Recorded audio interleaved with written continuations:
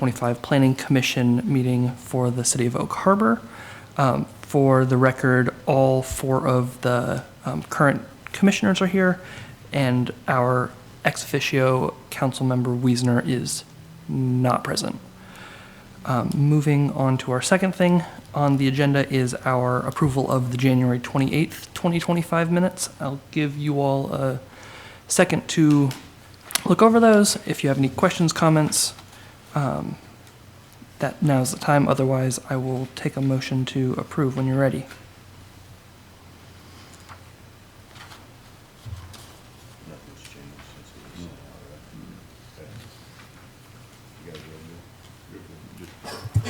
I'll make a motion to accept the minutes as written. Second. All right, moved by Fry, second by Bradley. All those in favor? Aye. Motion passes unanimously. Okay, our third item is our public comment period. So during this time, folks may comment on subjects of interest not on the agenda or agenda items. To ensure that those comments are recorded properly, please state your name clearly into a microphone. Individual comments will be limited to 3 minutes.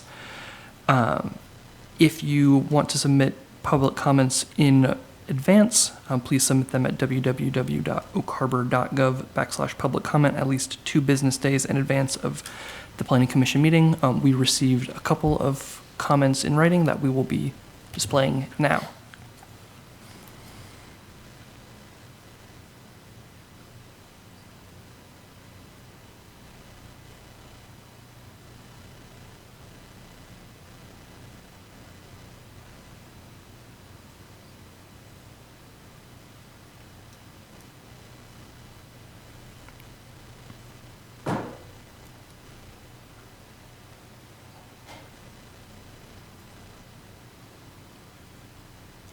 All right, sounds good, just the one.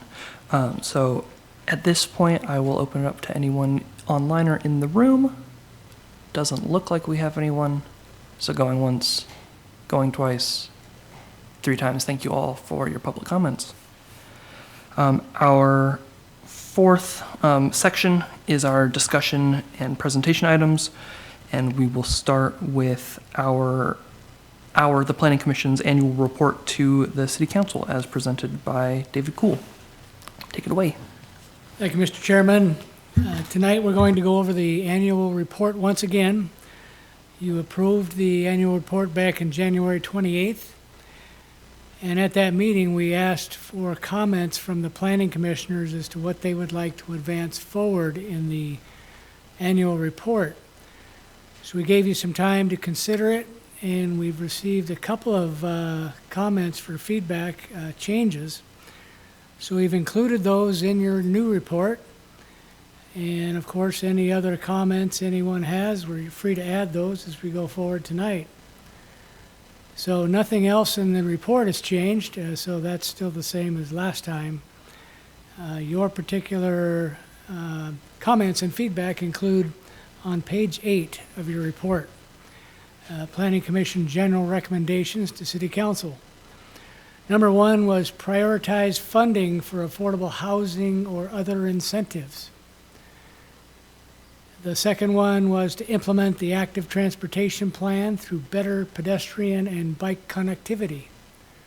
So those were 2 very good comments, and those are in your report now.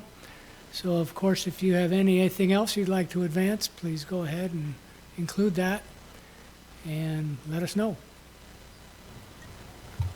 All right, thank you very much. So yeah, at this point, do any of y'all have any additional things that you want in terms of general recommendations? Any other questions, comments about the annual report? One of the things I guess I'll start with is like I see a lot of our like comprehensive plan work as like tackling some of those long-term issues sort of broadly. And so like, I feel like that's appropriate to like, we don't necessarily have a lot of specific recommendations because they sort of come out in the planning, in like the comprehensive plan process, this larger long-term vision. So like, I feel pretty comfortable with the 2 recommendations that we're moving forward as like things a little bit outside of that larger vision and that larger project. So, but I'm curious if any of you all have any further things you want to talk about, discuss, questions, etc.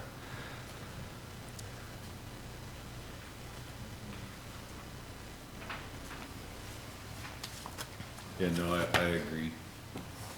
So I agree. I think as we kind of go forward, some of the details will come out. It's more of a broad-reaching plan. I like the way that it's written. Thanks, Mr. Chairman. I have nothing at this time to add. I have nothing to add either. Okay, sounds good. So, any particular motion or action Yes. from us, or? Maybe if you could make a motion, just say, we recommend forwarding the 24 annual report to the city council for their information as written. Okay, sounds good. Mr. Chairman, I'll make that motion to forward the 2024 Planning Commission's report to the commission, to the council. Motion. I'll second that. All right. Motion by Fry, second by Wilson. Any last discussion before we vote? All right. All those in favor? Aye. All right. Motion passes unanimously. Our next discussion item is our Planning Commission schedule, also presented by Director Dave Cool. Thank you again, Mr. Chairman, members of the commission. Tonight, we would like to consider participating in the joint workshop with the city council to consider our comprehensive plan, particularly the land capacity analysis. The council's having a special workshop on March 25th, and we need a quorum of planning commissioners, which means 3 out of 4 planning commissioners, in order to go ahead and schedule that meeting. So if we could just get maybe a voice vote or a comment from each commissioner as to whether or not you can attend, we'll make that decision after you let us know. Okay, so I'll start. I would be happy to attend. I can take that time off work easy enough. So that makes 1. This is, I think, 2 weeks from today, 25th, What time? 1 p.m. I won't be able to make 1 p.m. I will not be able to make 1 p.m. I will not also. Okay, so we got 1 out of 4, which is certainly not a quorum. So what then would be our next steps? I think we're like, sure, yeah, let's do it. Thanks, Mr. Chairman. Maybe if I make a recommendation either to move it back a day or even later, that might be able to benefit some of the commission's work schedule, and then because we all want to attend, but unfortunately at that time most of us are still employed with our current jobs, and is kind of challenging to meet for some of us. Thank you. Mr. Chairman, if I may, thank you for that comment, Mr. Fry. Yes, we understand everyone's working, and we totally support that. So we understand you're volunteering here for this commission, and we appreciate you all attending when you can. So what we thought we would do is, if we don't have a quorum, was we could invite any planning commissioners who can attend to just sit in the audience and absorb what you can. And then at the following planning commission meeting next month, CAC-CAMAC will be able to present any findings to the entire commission, so you can be informed and can participate that way. So we just thought it'd be helpful to have you be at the joint workshop, but that's okay. They'll move on without us, and they have other topics to consider. Okay, that I think sounds okay for me at least. Yeah, I will continue to attend. Would it be helpful to try to consolidate, like if individual members have comments, to consolidate them as like chair and then bring that forward?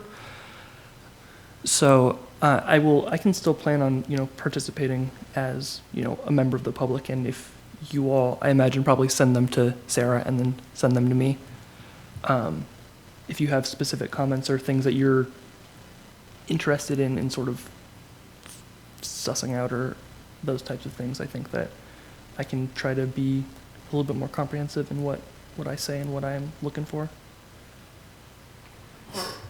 Mr. Chairman, is this going to be recorded so that we can go back and watch what went on at the 1300 meeting? Right, you'll be able to see it online, so you'll be able to go look at it later, Right, okay. and then comment back to the chairman, it sounds like is the direction, if you'd like to do it that way. Right, because then the following meeting is at 1400, correct? For the council? Was it Right, the 13? council starts at 2 o'clock, right. Right, okay, so yeah, I wanted to be back in time for that. Okay, perfect, thank you.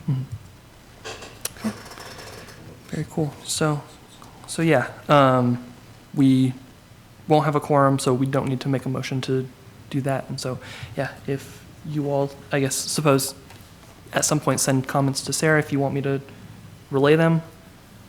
Otherwise, we'll hear what CAC has to present on the April meeting. Very cool. Okay. Moving on, our third discussion and presentation is a parking study by an intern that the city hired, as presented by our associate planner Nolan Grunska. Go for it.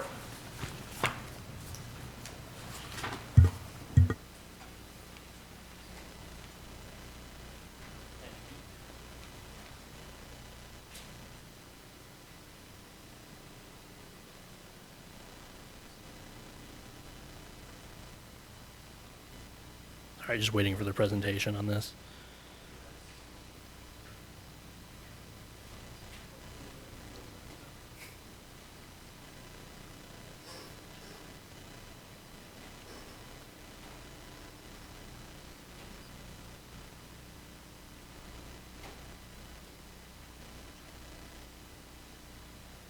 Okay, thank you, Commission. As mentioned, this is we hosted the Development Services Department hosted an intern this summer, and the purpose of this presentation is to present the product of that internship.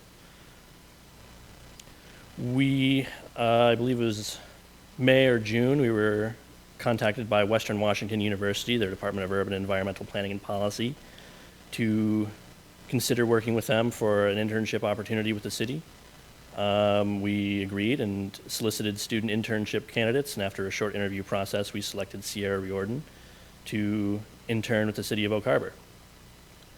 With that internship, we chose to anchor the experience around a tangible project to facilitate her learning and provide a deliverable for both the city and the university department. And that internship was conducted from July to September 2024.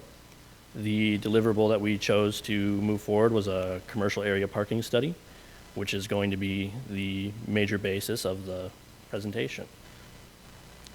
The reason that the department chose to study parking was because we wanted to support the direction on review of parking policies in the city where relevant local data is currently lacking. We don't have a lot of information regarding parking in the city, so it was a good opportunity to gather some. Many cities, including several in Washington and at the state level, including Oregon, have eliminated or drastically reduced parking minimums recently in the past few years. There are many reasons to consider adjustments to parking policy, but most recent changes are focused on economic development and housing affordability. The intern study assessed areas around Zone C3 and C5 along State Route 20, Pioneer Way, and Midway Boulevard. And this is a map of the study areas that were included. The intern study assesses areas zoned C3 and C5. An on-site count of parked cars, non-vehicle occupied parking spaces, so spaces that exist but were occupied by something that wasn't a car, like storage or display, and total quantity of providing parking stalls formed the basis of the study. The counts were done between 11 a.m. and 4 p.m. on Thursday, August 8th, and the same time period on Saturday, August 10th. These were chosen to be representative of peak commercial activity and parking usage conditions, accounting for season, time of day, and day of the week. So they are the largest expected regular period of time for parking usage. And this is the resulting data from that count. included in your packet, of course, so for easier reading. When determining effective parking capacity, typically a 10 to 15% reduction is typically applied to the total supply of parking to account for real-world circulation behavior, meaning that the right-sized parking area should see a usage of 85 to 90% if they are fully utilized.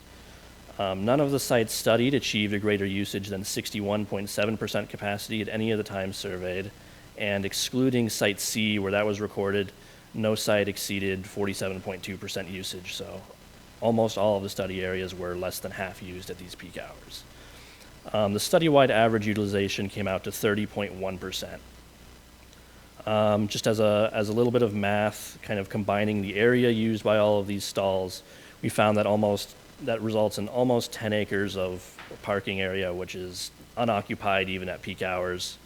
That excludes accompanying drive aisles and other auxiliary space required to serve those parking areas, such as required landscaping for parking adornment. To summarize the professional planning literature that exists regarding parking regulation, many of them emphasize that there's no such thing as free parking. The cost of providing parking must be rolled into the price of what a project intends to sell, whether the consumer, renter, or buyer is using it or not. Thus, free parking is generally understood as a subsidy to driving because it is the cost is collectivized to everybody soliciting. From our own code, it states and it recognizes that impervious parking areas generate stormwater runoff with negative impacts to water quality, wildlife habitat, and municipal budgets. To say that even private parking does have a municipal cost. Every road, every pipe, and every wire in the public right-of-way is extended to accommodate each additional parking space, the majority of which are unused at any given time. Excess required parking is a pervasive and pernicious issue facing many, if not most, cities today. This can be attributed to fundamental problems with the most widespread approach to parking regulation and a poor understanding professionally of parking dynamics historically. There are significant negative impacts on the environment. There's substantial and unnecessary barrier to development, including small businesses and affordable missing middle housing. And excessive parking creates a vicious cycle by spreading uses further apart, lowering land use intensity, increasing the value of driving, the time value of driving, and increasing demand for parking. So this is a summary. Go to the right up. Take you back to stats class if you've had one of those. Of a typical analysis of a use from the Institute of Traffic Engineers, which is sometimes used to provide the basis for parking regulations. The above plot represents a sample from the ITE Parking Generation Manual. The data describes the characteristics of fast food restaurants with a drive-through and plots their observed weekday parking characteristics per 1,000 square feet of leasable area. Of note, the trend line is a poor fit for the data. Ranges deviate by a factor of 4.5 within an observation sample of just 18, with no direction on where within the range of 3.55 to 15.92 spaces per 1,000 square feet would be appropriate for establishing a standard. And even given such a range, based on an R-squared value of 0.038, the inference would be that the gross size of a fast food restaurant with a drive-through accounts for just 3.8% of the explanatory factors behind its traffic and parking characteristics. This means that the remaining 96.2% of factors influencing traffic and parking behavior would be entirely unaccounted for by a method relying purely on a use size matrix for establishing a minimum parking standard. Conspicuously located on the plat is the warning, caution, use carefully, low R-squared. The proliferation of codes stipulating that this use adhere to the average rate on this plot, 9.95 rounded up, suggests that this warning was rarely heeded. Over half of all uses analyzed in the ITE manual rely on a sample of 4 or fewer observations, with a quarter being based on a single observation. Many plots suggest trends such as a negative relationship between employees and parking utilization and other oddities, wherein statistically valid analysis had to be abandoned in order to provide coherent figures. And that brings us to our recommendations from the study. If I could, real quick, to give a better summary than the slide here. The first recommendation is eliminating minimums in the city. Eliminating required minimum parking may be an effective way to increase opportunities for development, but it should align with the larger economic and development goals of the community. This should be considered alongside the need to improve public transit and bike infrastructure to support mode share increases and progressively reduce the need for parking. Currently, bike parking is required amongst all non-residential and multifamily uses. Despite this, bike parking was not found at all commercial locations and likely impacts one's choice to bike as a primary mode of transportation. The variability in parking generation from project to project cannot be accounted for on a generalized basis within any meaningful range using existing methods. Developers and business operators are incentivized to understand and provide for their parking needs independent of municipal requirements to secure the viability of their projects, and accounting for this is often a requirement of financing. Overparking increases the cost of a project by at least $5,000 per stall, and potentially substantially more, with costs passed along to consumers, home buyers, and renters, whether they use the parking or not. The added expense pushes the pro forma of many projects into the red, meaning many otherwise viable projects never get built. As mentioned in the text of the study, hundreds of cities have eliminated parking minimums in recent years. Cities such as Buffalo, New York, and here in Washington, Spokane and Port Townsend have done so already. Port Townsend and Spokane represent very different sides of the population size spectrum, with Port Townsend at roughly 10,000 people and Spokane at 230,000 people in 2022. Another strategy to consider if we do not eliminate parking minimums is called cooperative parking. The city of Burlington allows a reduction in required parking for each additional business within a cooperative parking area. For example, under cooperative parking, Burlington allows for a 20% reduction of parking spaces for 4 establishments, 15% for 3, and 10% for 2. Another strategy to consider, in addition to parking minimums, would be the adjustment of our currently existing parking maximums. Due to the externalized costs of excessive parking, many cities have elected to go beyond the elimination of parking minimums, replacing them with strict parking maximums to ensure development at an acceptably high land use, as we do with our current residential zoning density, to control a project's contribution to environmental degradation. This can be an especially impactful policy for large developments where the provision of excess parking becomes a negligible cost in relation to the overall project and its externalized impacts. The City of Oak Harbor already utilizes maximum parking standards in recognition of these negative impacts, but the results of the study indicate that it may be worthwhile to adjust the existing standards downward. Methodology for determining maximums would run into the same problems as those as establishing minimums, but now with this study we have some data to go off of. It is common for cities in Washington, including Oak Harbor, to set maximums based on a ratio to the minimum requirement. For example, the city of Maple Valley requires that a development of 200 spaces or more not exceed 5% more than necessary under minimum code. Similarly, Burlington, Washington requires no more than 120% of the minimum required parking spaces for any lot developing 20 or more spaces. Doing this could aid in eliminating the construction of excess parking for commercial developments that require high floor area ratios, which are not representative of the number of individuals simultaneously parking at their facilities. To conclude, we find that the internship was successful. The staff was impressed with the study that was produced, and we found it to be a good experience for both ourselves and the intern, based on her comments to us. We enjoyed her presence in the department during the conduct of the study. I was able to benefit from limited supervisory experience, as well as the opportunity to produce field work. It's always a more fun dimension of the job. With this study, the city has useful data and insight on conducting future studies of parking. The city now has an established history of working with the Western Washington University, and it could lead to future internships and maybe a future hiring opportunity. Considering the results of the study in the context of other projects ongoing can be useful in informing the direction of those projects. And the last 2 points are that as we move towards a form-based code, it would be worth considering that a proposal as part of that code will be to move away from tying parking to specific uses and more to zones, so the focus is on specifying the actual land use density of those zones rather than the parking appended to specific uses.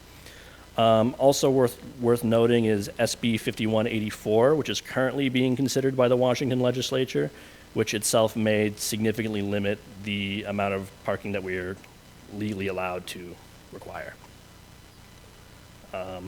And that's all. And most of that's just a summary of what was included in the packet, so I'd certainly welcome any questions you would have.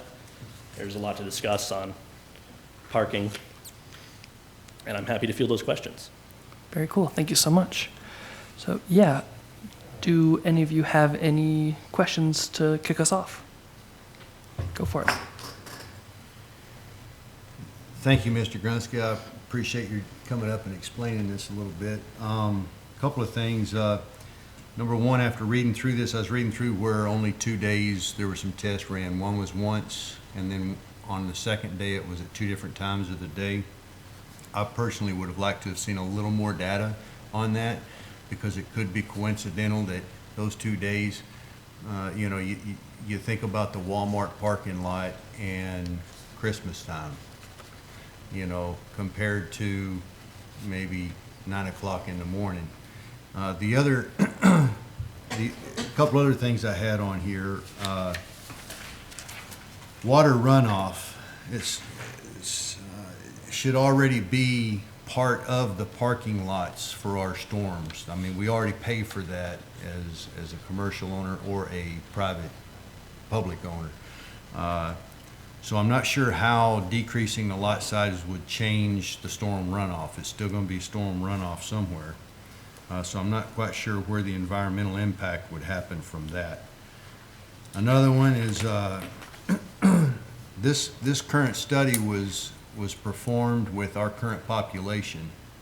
And we all know that with the Planning Commission working on the comprehensive plan for the future and the growth that we're expected to take on over the course of the next 10 to 20 years, what would those parking lots look like at that time if we don't have that minimum set? Because it's obviously going to increase. I guess my point is one of them is it should be up to that developer as to what they feel they should have, but we should have some type of a minimum. Even if you put a parking garage in, the same storm, because you still have rain on it, you still have vehicles in there, it still is going to create the same impact as just a paved parking lot. And as far as the additional funding for it, yeah, we may pay for it through the goods, but at the same token, you say it's not free. You're right, it's not free. It costs somewhere, but it's free for the patron at that time because they're paying for it through the goods, but we're not paying $5 to park there for an hour like you do in a big city. So that's a difference, and that would be one of my concerns is if that's the case, then we're going to have to limit time too, possibly, or people will start charging for those parking lots, and then we're just adding an additional cost because the prices aren't going to go back down that have already absorbed the current cost. And if it's stated in there that with the parking, in a lot of cases, it's pushing the projects into the red. If it's pushing projects into the red, I do not know a developer one who would go ahead and complete a project in the red. They're going to come out in the black. So if it's pushing it in the red, then they're not doing it. If so, it's not good business. So I'm not quite sure what they mean. If you could expand on that a little bit. What does it mean by the parking pushes the projects into the red for the development? I'm a little confused on that one. And then once again, thank you, if you could answer that one. Yeah, do you want me to go ahead and kind of field these one at a time? Yeah, and I wrote them down, so if you need me to remind you. Sure. So the first one, sorry, I remember the other three. What was the first question? Sort of environmental considerations, how does reducing parking minimum, or how does reducing parking on a site impact stormwater runoff and those sort of environmental considerations? Rather be parking somewhere else. Yeah. So as part of any review process and proposal, right, the developer has an obligation to conform to stormwater standards, right? They can't provide a parking area which falls short of the standards that, you know, are below a minimum acceptable amount of stormwater runoff to make sure that it's not destroying the environment or polluting groundwater or something like that. There's a minimum standard that they have to meet. But there's still an impact that appends to providing that parking, right? Number one, you know, there's stormwater facilities that have to accompany that parking lot, right? Especially when we have a large one, you have to have a detention basin that increases in size the more parking that you have. So it's just a matter of sort of scale. And ultimately having less parking is less of an impact just because of the amount of a permeable surface that is increasing or decreasing the velocity or volume of that runoff. There's an acceptable amount based on how it's regulated, but it's still an environmental impact that's mitigated the less that you have. And there are also other environmental effects that come with the amount of parking that's provided. Directly, you know, it's attributed to sort of an urban heat island effect, which isn't as pertinent here in Oak Harbor, but certainly in other places it's a very significant factor of the amount of pavement that you have. And there's also sort of more macro factors in this city that are caused by having a large amount of parking. So going back to that, you know, sort of the vicious cycle where having an excess of parking, it pushes uses further apart, it incentivizes driving, it incentivizes more parking. It impacts kind of the sustainability of the larger sort of transportation setup of the city. And so it can have a negative impact on the environment that way. I'm going to go at these a little bit out of order just in terms of how I remember them. The fourth point about it pushing projects into the red, what that means is that there are projects that aren't proposed, right? They're hypothetical. We don't know about them because they never penciled to begin with. But if we had lower requirements, there's a wider range of projects that could then kind of become viable, right?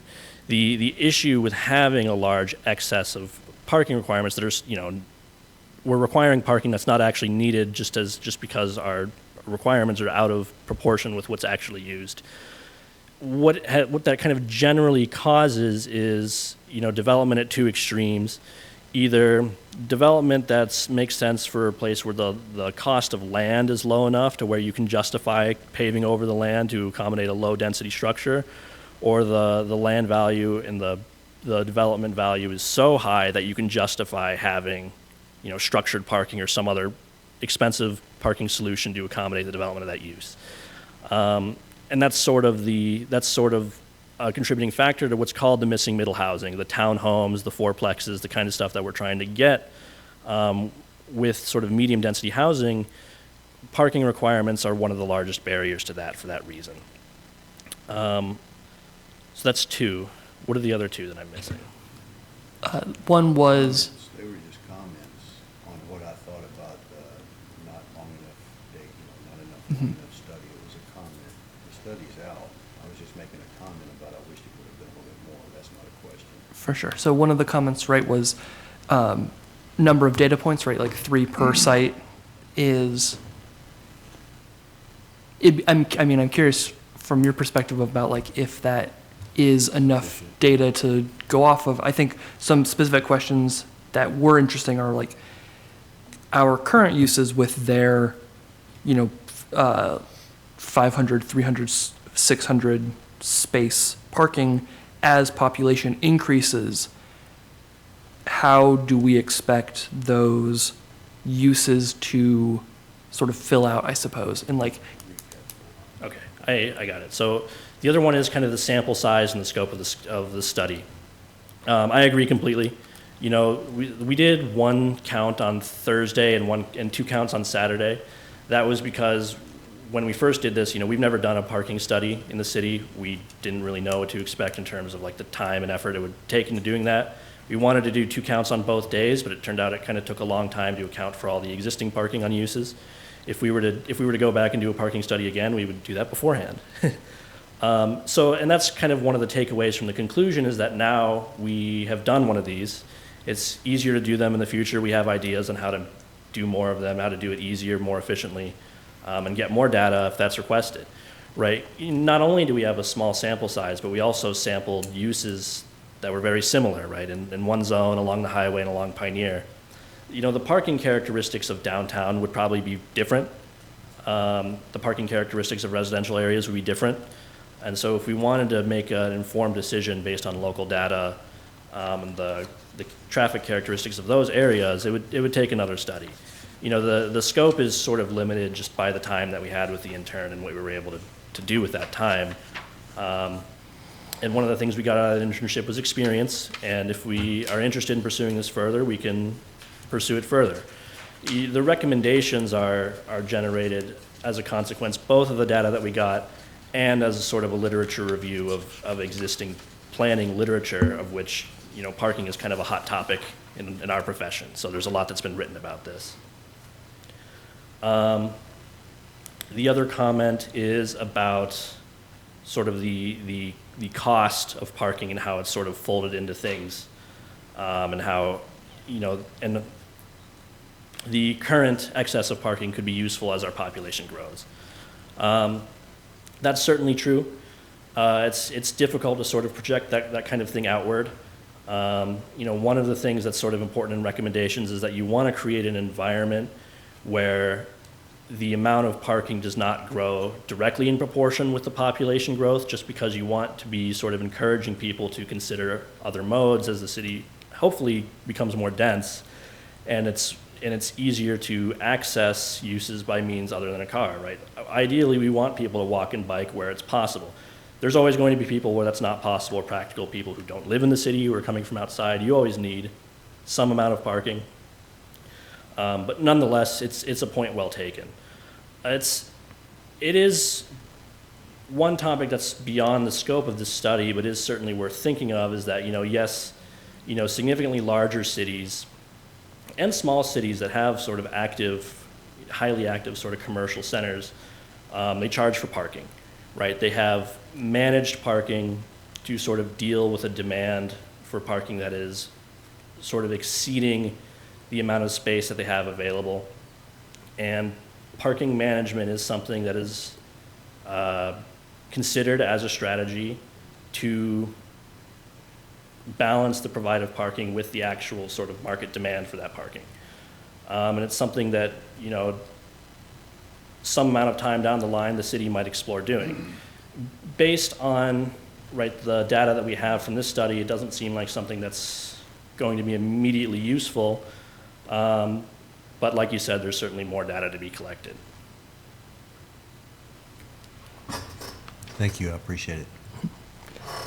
Any other questions? No, not real questions. Yeah, thank you very much, and thank you to Sierra as well. A couple things that I wanted to ask.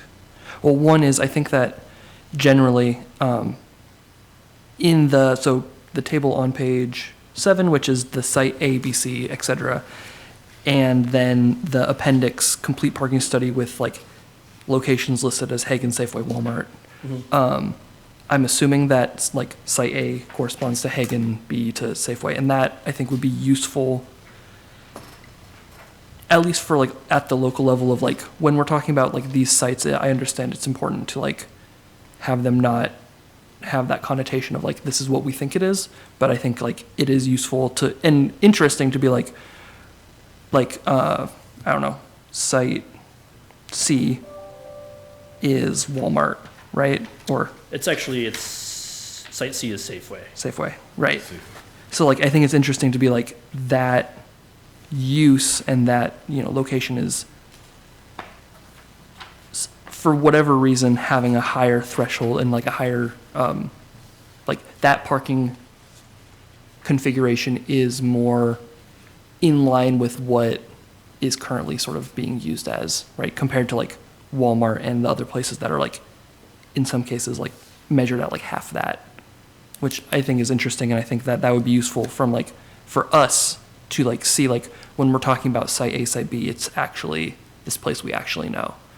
Yeah, and so it's true that, you know, different uses have vastly different characteristics, right? We measured this from 11 a.m. to 4 p.m. If we were measuring strictly restaurants, the peak time is not 11 a.m. to 4 p.m. It's after 5 p.m. The reason that it appears like this in the study is because the Appendix B is really just kind of a copy and paste of the data like as we took it in the field. Whereas presented in the study, it's configured into those sites because it's a more accurate description, right? It's, you know, we have Hagen, but actually the site that was studied was the parking for Hagen and Rite Aid and the businesses in between and the businesses adjacent to it. So most of these sites actually contain a handful of businesses, not just the ones listed. The other thing to mention, I had another thought, but I think it escaped me. Oh, no. And I guess to follow up on this, right, so like, this is, right, this study is primarily commercial, and when, I guess I'm interested, and it would be interesting to look at sort of our residential, to see how the residential components of parking requirements for, you know, that missing middle type housing, how that, you know, measures out in terms of like our current conditions of like, I mean, right, like when I do work with parking and minimums and all of that, there's the conversation about, are we pushing cars into the right of way? And is that a desirable outcome rather than having, you know, parking on site and having, you know, a driveway and that type of thing, or saying that those parking spaces are accounted for by improvements to the right of way? And I think that would be another component that would be interesting as we work through middle housing and form-based codes and all of those, about how the roadway and the right of way either does or does not facilitate that sort of parking on street, which I think is, you know, that's another component of this, I think. Yeah, absolutely. And then, you know, most of the residential areas in the city do, I guess I don't know if it's most, but many of them have on-street parking provided. Residential on-street parking is pretty interesting because if it's underutilized, functionally you actually just have a much wider road, right? And that can be kind of a safety hazard because it increases the design speed of that road and encourages speeding. And so you really want, if you provide parking, you know, residential or commercial, you really want to make sure that it is actually being used. But certainly something to consider. It mentioned it a couple times in the study, that we also surveyed illegally parked cars. A lot of these studies do cover illegally parked cars, and the reason they do that is in places where you do have a shortage of parking, there actually is a reason to provide more parking. One way to sort of indicate that is people are trying to park in places they're not allowed to, right? And so if you have a high proliferation of illegally parked cars, that indicates that you're not providing parking adequately. It's not shown in the final data because it was negligible for us, but it was part of the study. Very good. Okay. Thank you very much. Did anyone have any final questions? Very cool. Thank you so much. And I'm glad that the experience was useful and exciting and fun for everyone involved. Thank you for your time. Yes. All right, that is our last sort of discussion and action presentation item. So our next section is member comments. Does anyone have anything that they would like to comment on, generally, specifically? Cool. I will just make a couple comments. I attended the redevelopment of downtown waterfront district open house, which was very interesting and very cool. And so thank you all for putting that together and involving us. There's flyers for the next event on April 17th. The comment I wanted to make, and in listening to sort of the folks who were there, I think it is something that the particular thing that I took away is there is an interesting sort of intersection of what Oak Harbor has the potential to be and then what it is now, and how do those things, how does like that character, right? How does that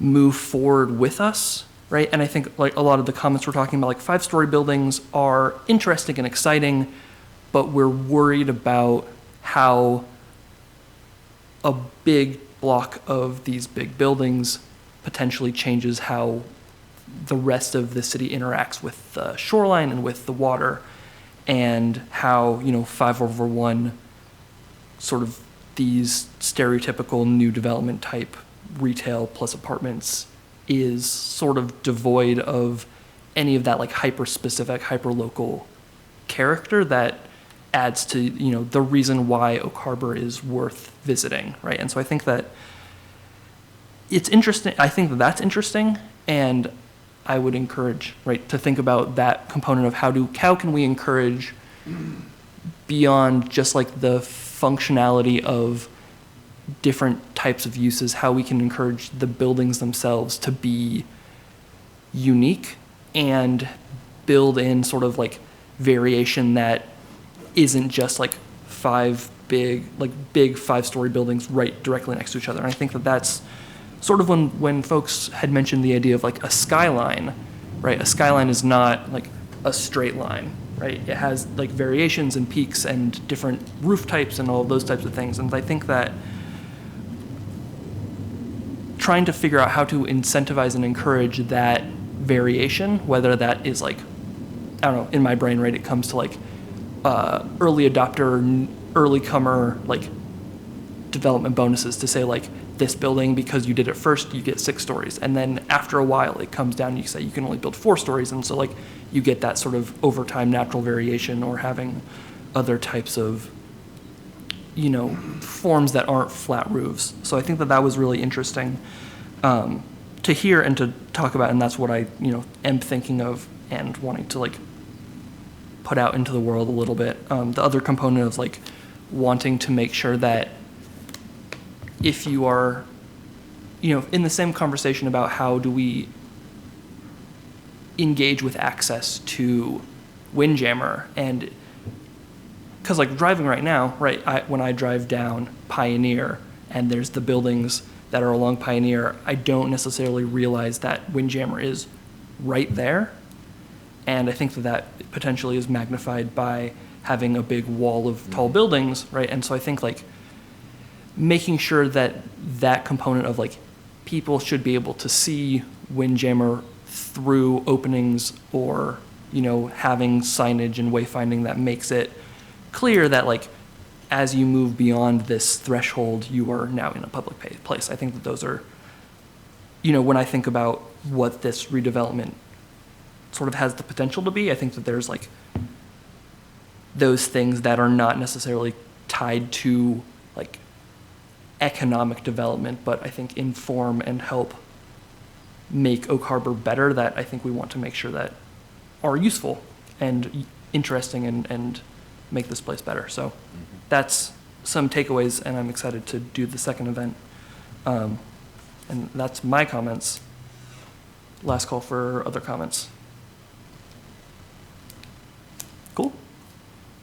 All right, so our next scheduled meeting is for April 8th, 2025. And with that, I will entertain a motion to adjourn. Make a motion to adjourn. I'll second that motion. Motion by Fry, second by Wilson. All those in favor, please signify by saying aye. Aye. Motion passes unanimously at 6:49. Thank you all for being here.